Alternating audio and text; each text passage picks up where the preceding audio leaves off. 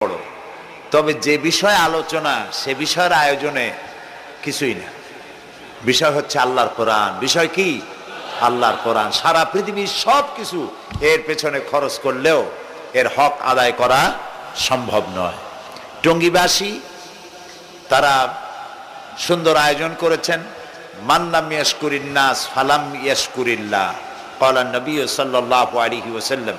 নবী করিম সাল্লাল্লাহু আলাইহি ওয়াসাল্লাম বলেছেন, যে ব্যক্তি আল্লাহ তাআলার, যে ব্যক্তি মানুষের কৃতজ্ঞতা স্বীকার করে না, সে আল্লাহর কৃতজ্ঞতা ও শুকর আদায় করে না। সুতরাং আমরা তাদের কৃতজ্ঞতা প্রকাশ করছি যারা এই সুন্দর প্যান্ডেল করে, মঞ্চ তৈরি করে মানুষকে দাওয়াত দিয়েছেন, পরিশ্রম করেছেন।